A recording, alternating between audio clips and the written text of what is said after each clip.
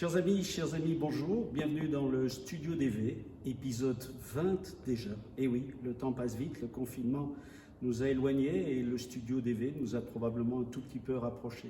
Ce fut en tout cas pour moi et mon Dream Team un grand moment de bonheur que de vous faire partager nos passions, nos amitiés, tous ces métiers merveilleux que font ces passionnés qui nous entourent.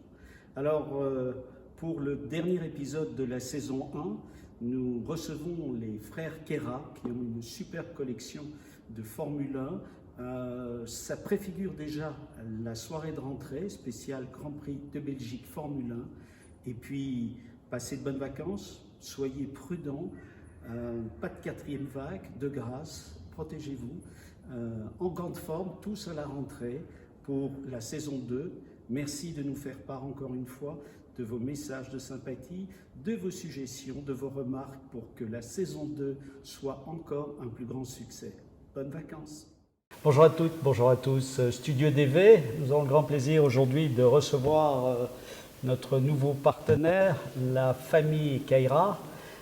J'ai Sebastiano et j'ai Silvano, la tradition belgo-italienne.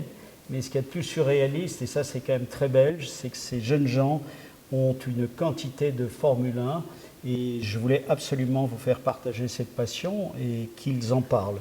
Alors, au départ, il y a quand même eu des Smart, il y a bien longtemps. Oui, ça restera. Hein. Ouais, ça restera, je pense. C'est comme le sparadrap du capitaine Haddock, hein. Ça reste. Alors, c'est vrai que passer de la Smart à la F1, bravo.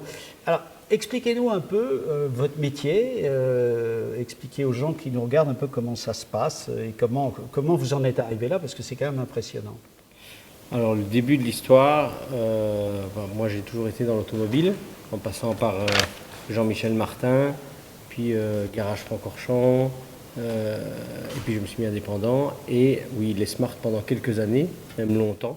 Oui, c'est impressionnant. C'est 2003, juillet 2003. Pas très loin d'ici d'ailleurs. Non, pas très loin du tout. C'est d'Alzenberg. Hein pendant toute une série d'années et jusqu'en 2013.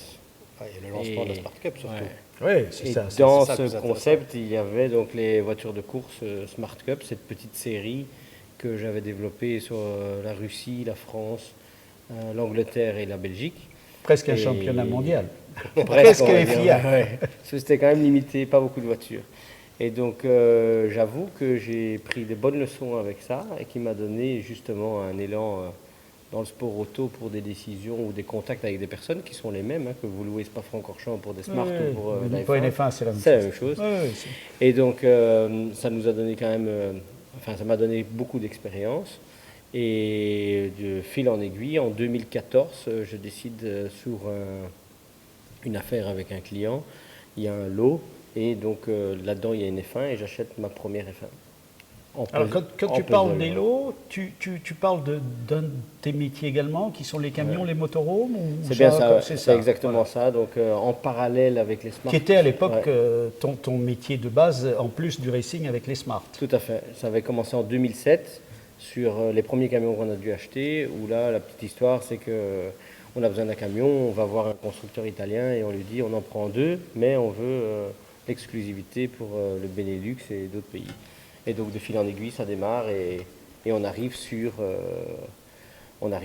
donc le marché camion, team, et ça se développe jusqu'au jour où un client me demande de racheter son camion et il savait que je cherchais une F1 pour mon plaisir. Et elle est dans le lot, comme tu dis. Elle est dans le lot et il dit je veux bien te vendre la F1, mais tu dois me prendre le camion qui n'était pas top, enfin 2 camions même. Et pour la petite histoire, dans ce camion, il y avait un camion, puis il y avait un pick-up américain avec une remorque qui était immatriculée aux États-Unis. Et étant en déplacement à l'étranger, je fais appel à mon frère déjà, rien que dans ce dossier-là, en disant attention, j'ai vendu ce pick-up américain avec des plaques américaines à un Portugais.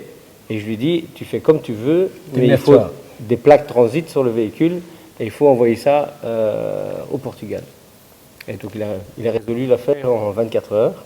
Et donc le client est parti, tout s'est bien passé. La F1 est arrivée. Puis de là, c'était quoi comme F1 à l'époque ? La Jordan 198 02 qui est toujours chez nous. Ah oui, donc une belle auto. Ça valait la peine de racheter le lot. Elle est arrivée en puzzle, hein. Donc Oui, il y avait la cellule et puis... c'est ça qui est excitant, non? Ouais, pas mal.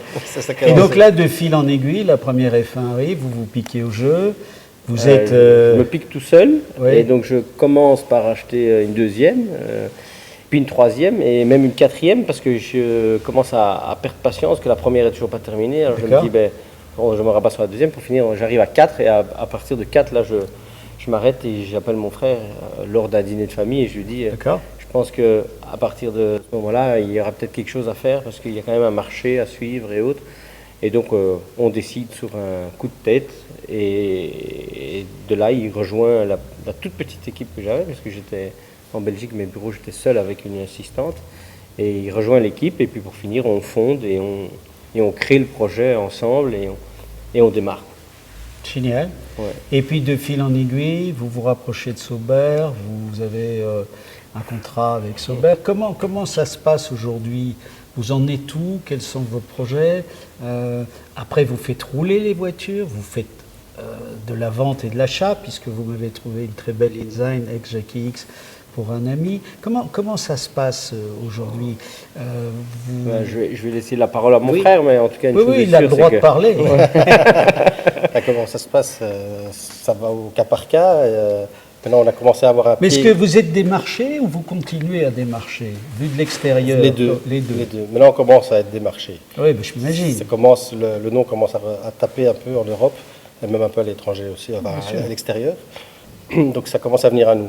Mais le travail n'a pas été facile. De rentrer en F1, dans les teams F1, c'était le plus dur. J'imagine, Ouais. j'imagine. Alors aujourd'hui, vous achetez donc des voitures, vous faites du courtage en quelque sorte, vous les remettez On les remet dans d'équerre, l'état d'origine, de l'origine. Vous essayez de les vendre, mais vous faites aussi des track days, vous faites rouler des voitures. On participe à des événements. Voilà. Pour des clients passionnés ou... Des clients, effectivement, Voilà. passionnés. Nous-mêmes, nous roulons aussi. Nous faisons les roll-outs des D'accord. voitures sur circuit, ce qui est important de savoir qu'on va Bien faire une sûr. voiture en parfait état de marche et en très bonnes conditions. On essaie de certifier les voitures un maximum, de contrôler ce qu'elles ont fait en Grand Prix, l'authenticité. Oui, avoir le palmarès, les palmarès, tentatives. tout ce qui, voilà. Ouais, on essaye de travailler avec des constructeurs avant toute chose si possible. Parce qu'il y a les voitures de particuliers, il y a toute une série d'F1 qui ne sont pas d'origine ou qui ont été manipulés par tellement de gens. Et donc on essaye d'écarter cela au maximum. Quelle est aujourd'hui votre plus belle auto que vous avez chez vous en Voloco? Enfin, moi, je les connais presque toutes, mais il y en a peut-être qui sont rentrées. J'ai entendu parler d'une sortie de Grange, ça on en parlera en voix off. Qu'est-ce que vous avez? Ça dépend, pour chacun c'est un peu relatif, tout dépend si on aime le pilote, si on aime la voiture. Non mais pour vous, voilà. Je parle de la voiture. Alors après, bien sûr, si elle a été pilotée par Thierry Boutsen, c'est à celle-là que je pense. Voilà, mais tout à fait. voilà. Oui. La Benetton est une des belles. Pour moi, oui. Ça parle, ça me rappelle mon enfance, ça me rappelle le début de la F1 quand je l'ai connue. Voilà, donc c'est vraiment... la Benetton, pour moi, c'est peut-être D'accord. une très belle pièce. Qu'est-ce que vous rêveriez de pouvoir acheter? Moi, je ne changerai pas d'avis. Cette Ferrari 642, D'accord. 641, années 90, enfin 90, 91, ça c'est parfait pour moi. D'accord. Ouais, c'est ce qui serait le meilleur. V12. C'est le plus difficile à trouver, ce sont les Ferrari, bien sûr. Ça dépend de la génération. Quand je dis le plus difficile, les plus onéreuses. Oui, ça va. Voilà, parce qu'une fois que le portefeuille est là, je pense qu'on trouve la voiture. Oui, bien évidemment. Mais enfin, là, on parle de dizaines de millions. Si on veut vraiment une voiture Picobello. Ouais. Picobello La et une Ferrari mythique, parce qu'il Ouais. y a quand même eu quelques Ferrari passés. Je sais qu'on ne peut pas dire ça des Italiens. On a sorti une Ferrari pour vous faire plaisir. À quand un pilote italien, là, chez Ferrari? Chez Ferrari, ça c'est une question. Il y en a un pour l'instant sur le plateau. Oui, chez Alpha. Ouais. Ça reste italien. Ouais. Voilà. Quels sont vos projets à moyen terme? Continuer, bien sûr, mais quel est votre objectif? Quelle est votre actualité dans les semaines à venir, dans les mois à venir? Il y a des choses un peu en sous-marin. Ouais. Il y a d'autres trucs qu'on ne peut pas dire. D'accord. Donc malheureusement, mais il y a des belles choses dans les mois à venir. Il y a des surprises avec le Grand Prix Très d'Espagne. proche. D'accord. Voilà. Et puis pour le reste, le but premier serait de continuer ce qu'on fait sur la restauration, l'authenticité, la restauration des voitures qu'on a ou celles des clients. Et en plus de ça, avoir l'équivalent d'un Corse Clienti Ferrari, mais multimarque. On a plusieurs marques de voitures, bien évidemment. mais dans le même principe. Oui. Toujours très qualitatif. Mais multimarque. Voilà, pour éviter, parce que d'abord vous n'êtes pas constructeur, ouais, et pour éviter que ce soit monomarque avec quelques voitures, parce que là vous en avez quand même, on ne va pas dire le nombre parce que ça va énerver certains, mais vous avez quand même là commencé à avoir une belle collection. On a de quoi faire. Ouais. Maintenant, on a passé un cap cette année au niveau des pièces détachées, qui a un petit peu inversé la tendance, on va dire, parce que on a reçu de la part de Sauber le title Sauber Heritage. D'accord. Où là, on a quand même récupéré plus d'une centaine de palettes de pièces. De pièces, extraordinaire. Ouais. Extraordinaire. Plus leur appui technique et d'ingénieur. Je ne suis pas très technique, je suis passionné mais pas très technique. 100 palettes Sauber, c'est des pièces détachées de tout. Je suppose qu'il y a des pièces qui sont bonnes pour toutes les voitures, des freins Brembo, des trucs comme ça, des boîtes de vitesse, il y a des choses qui... pas. Oui, il y a peut-être 5 ou 10 palettes qui correspondent à toutes les marques de voitures, qui va être du championnat de l'année ou autre. Après, tout le reste est spécifique à Sauber. D'accord. Ou moteur V10 Ferrari. Bien sûr, les pièces de carrosserie, bien évidemment. Bien évidemment. Donc on peut rêver avoir un Grand Prix historique à Francorchamps by Keira. Ah, ça c'est un rêve. On aimerait bien tous. On va essayer de le faire. C'est dans les projets depuis quelques années, donc on attend juste la confirmation. Il faut que... On a déjà le timing. Il nous manque la confirmation. Moi, j'ai eu le plaisir d'organiser pour Jackie 3 tours à Francorchamps. Mais c'était la même chose si j'avais eu 12 voitures. Il n'y avait pas une grande différence. C'est les autorisations et toute la complexité de tout mettre en place. Ravi de vous avoir rencontré. Vous êtes chez vous. Vous nous amenez de très belles autos quand vous voulez. Merci pour l'invitation. Merci beaucoup. S'il y a autre chose que vous voulez rajouter, des petites capsules que vous avez fait avec notre ami Julien caméraman, si vous voulez qu'on les mette sur notre toile. On peut vous les partager. Voilà, avec grand plaisir. On va venir renouveler le parc. Parce que... Quand vous voulez, n'oubliez pas que début juillet, en principe, si vous n'êtes pas encore sur vos Riva ou vos bateaux respectifs. Non, malheureusement pas. Eh bien, oui, c'est une passion qu'on a ensemble, c'est pas grave. On n'est pas monoproduit. On n'oubliez pas qu'il y a une soirée Ferrari. On sera là. En tout cas, merci. Avec grand plaisir. On va passer une très belle fin de journée, j'en suis sûr. Merci. C'est la Jordan 198, châssis numéro 5, propulsé par un moteur V10 Mugen Honda. Elle est symbolique pour les frères Keira car c'est la première F1 qu'ils ont acquise avant même de songer à en faire un business. Mais elle est aussi historique pour Eddie Jordan puisque c'est la voiture qui lui a apporté sa toute première victoire en Grand Prix à Spa-Francorchamps en 1998 sous la pluie aux mains de Damon Hill, le champion du monde 1996. C'était même un doublé des Jordan 198 avec la deuxième place de Ralf Schumacher, le jeune frère de Michael.